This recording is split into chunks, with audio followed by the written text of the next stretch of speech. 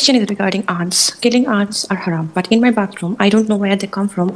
Too many ants. When I go to take shower, there is no other option, but they will get killed by the water flow. Or after shower, when I wipe my bathroom to make it dry, they get killed. It is unintentional. So does it still make me sinful, Sheikh? There is no sin in killing whatever is harmful. So yes, there is a hadith where the Prophet prohibited ﷺ the killing of ants and bees and another two creatures, I don't know the names in English, السراد والهدهد.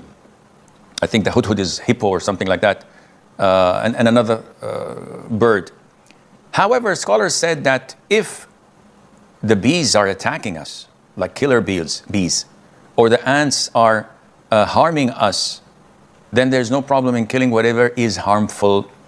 What dies as a consequence unintentionally, there's nothing wrong in that. There is a whole chapter in the Quran called the ant, where an ant tells its people, go hide so that the soldiers of Suleiman, peace be upon him, would not crush you unknowingly. So it's not their intention to kill you.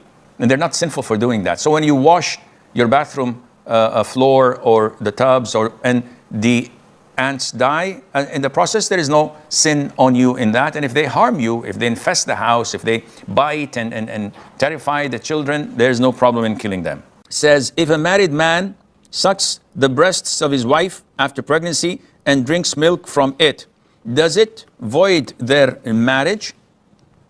First of all, this is not natural for a grown-up man to suckle his, at this age. You could go and buy some coffee or cappuccino or drink milk if you're interested. But to do this is a bit ridiculous and weird. Nevertheless, does the prohibition continue? And is he considered to be a child of his wife through suckling? The answer is no. Because the conditions of prohibition and for the child or for the individual to be the son of the woman who suckled him, there are two conditions. Number one, that the child is below 2 years of age. So if the child is over 2 years of age, then this does not make that individual or child a son of the wet mother, wet nurse, or whatever they call her. The second condition is that the sucklings should be 5 meals, not just 1 or 2 meals, rather 5 full meals that the child leaves the breast willingly because he had enough. 5 meals within the 2 years span of the child's age. And after that, the suckling does not work, and Allah subhanahu wa ta'ala knows best. We have Ibrahim from the US. Assalamu alaikum, Sheikh. Alaikum assalam wa rahmatullah. Sheikh, is it kufr or shirk to stand up for someone when they enter the room? The reason why I'm asking this is because the Prophet ﷺ said, whoever imitates is one of them. And this standing up thing, it came from ancient Rome. The Prophet ﷺ said in a hadith, whoever wants or desires people to stand up for him, he should fix his seat in hellfire. The scholars said that this is regarding someone who wants to sit and all those secretaries and the assistants are standing next to him and not sitting. Like those people of power or influence, may Allah protect us. This arrogance of theirs reserves them a front row seat in hellfire. May Allah protect us.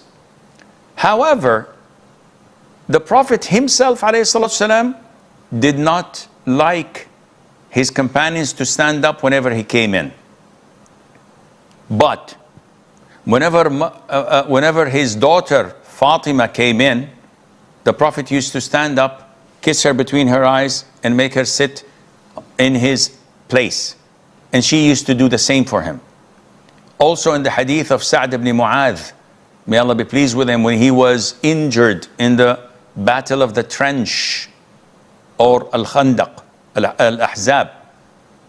And he came to judge and give his verdict on the Jews of Bani Qurayza. When he came, the Prophet ﷺ said to the companions, قُومُوا لِسَيِّدِكُمْ, go and stand up for your master. Scholars say that he ordered them to stand up, not to greet, rather to assist. And also in the hadith of Ka'b ibn Malik, may Allah be pleased with him, when he was alongside his two companions, boycotted by all the rest of the companions of Medina, according to the instructions of the Prophet ﷺ for not going and participating in the Battle of Tabuk, which took place on the 9th year of Hijrah. When the Prophet came back and they gave their excuses that they had no excuse, they were boycotted, shunned by their people for 50 days.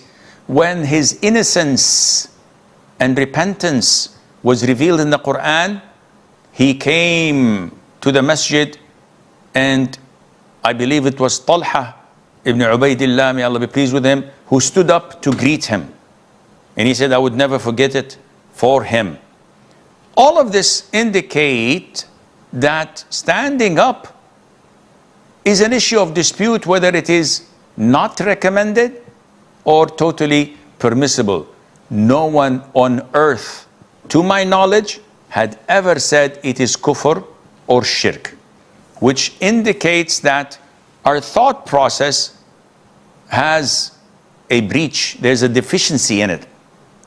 When a Muslim cannot identify the difference between shirk, kufr, and normal things, shaitan kicks in and he starts to develop these whispers till people think that if I inhale, would that be shirk? If I speak, would that be shirk? If I drink my green tea, would that be kufr?